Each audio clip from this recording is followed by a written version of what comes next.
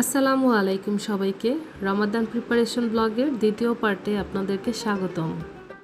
আগের ভিডিওতে আমি দেখিয়েছিলাম রমজানের আগে কিভাবে আমি পুরো বাসা পরিষ্কার করে একদম ঝকঝকে করে ফেলেছি। বাসা তো পরিষ্কার হলো, এখন পালা ঘরটাকে একটু সুন্দর করে সাজানোর। তাই আজকের ব্লগে থাকছে ডেকোরেশন আর নামাজের রুম তৈরি করার খুঁটিনাটি। রমজানে ঘরটাকে একটু অন্যরকম আমেজে সাজাতে বেশ কিছু টুকটাক শপিং করেছি। শপিং বলতে খুব দামি কিছু না, বরং সাধারণ কিছু জিনিস যা ঘরের ভিতরে একটা প্রশান্তির ভাব নিয়ে আসবে। রমজানের ডেকোরেশনে ফেরি লাইট আমার কাছে খুব স্পেশাল, কারণ এর ছোট ছোট আলোগুলা ঘরের ভিতরে একটা উৎসবের আমেজ নিয়ে আসে। বিশেষ করে ইফতার অথবা সেহরির সময় যখন এই মৃদু আলোটা জ্বলে থাকে, তখন মন এমনিতেই শান্ত হয়ে যায়। এটা যেন আমাদের মনে করিয়ে দেয় যে রমজান মানেই হলো অন্ধকার দূরে ঠেলে জীবনে নতুন আলোর সূচনা।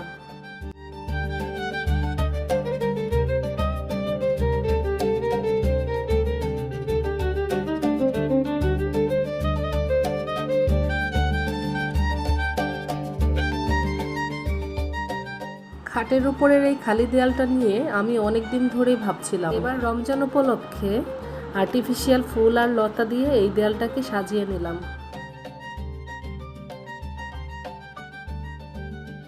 সাজানোর পরে পুরো ঘরের লুকটাই যেন বদলে গেল। রুমটাতে এখন একটা স্নিগ্ধ ভাব চলে এসেছে। ডাইনিং রুমের জানালায় এই চাঁদতারার ফেরি লাইটগুলো লাগানোর পরে মনে হচ্ছে ঘরের ভিতরে রমজানের চাঁদ নেমে এসেছে।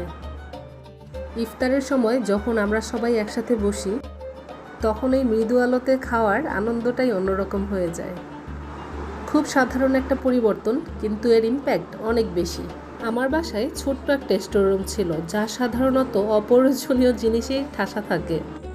এই রমজানে আমি ভাবলাম, কেন এই জায়গাটাকে একটু অন্যরকমভাবে কাজে লাগানো যায় না।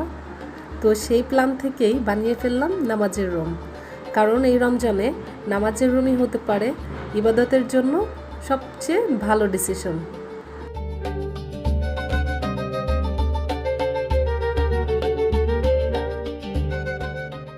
রমজানে ইফতারের আগে যে ব্যস্ততা থাকে, এটা আসলে অন্য কোনো সময়ের সাথে তুলনা হয় না। খুব সাধারণ কিছু আয়োজন করেছি, কিন্তু এর মধ্যেও যে আনন্দ আর বরকত আছে, সেটাই আসল।